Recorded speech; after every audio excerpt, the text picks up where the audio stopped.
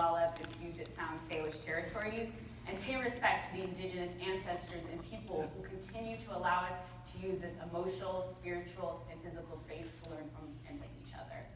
So to get started, I want you to spend about 30 seconds or 2 Ignite slides thinking about this question. What is the relationship between mathematics, culture, race, gender? Try to think.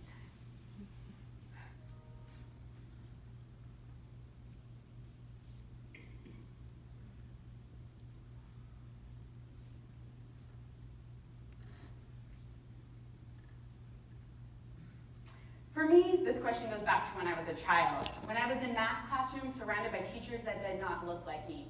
Math problems that didn't represent the lived realities of my family, my community, my culture. Who was Mary? Why did she want to spend all of her money on hot dogs? Why wouldn't she buy just how many she needed? Why were all the problems I was solving focused on consumerism, competition, and context that felt so foreign? You see, despite the long-held belief that math is neutral, apolitical, and a universal language, math is political. It is inherently part of our culture, our stories, our world, our values. And mathematics continues to have power in our society, especially as a gatekeeper to higher education. We need to think critically about the math that is in our curriculum and who are in our AP math classes. All students are capable, yet we continue to see these disparities in math education. And we are seeing these trends because of the Eurocentric nature of what is taught in our schools.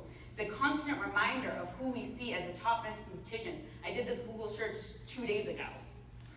And who are named after the theorems we elevate in our classes and how other cultures are positioned in books. It wasn't long ago that the math of Egyptians and Babylonians were described as the scrawlings of children. Pyramids were described as created by chance, with the mathematical qualities completely unknown to its creators. While some of these narratives are changing, we need to challenge what gets framed as mathematical.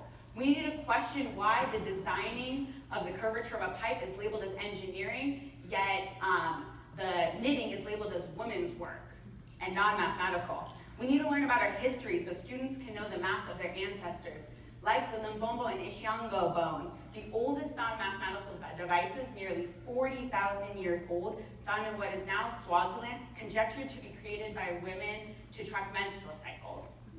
Or the Incan Kapu, a system using dots and different color strings to record dates and statistics like population data, or even abstract forms like traditional stories and poetry. We need to learn about modern uses of mathematics, like the Yupik, indigenous Arctic people who are using body proportions to make personalized tools, fishnets, and shelters, people who are working with their elders to create curriculum that centers their mathematical knowledge.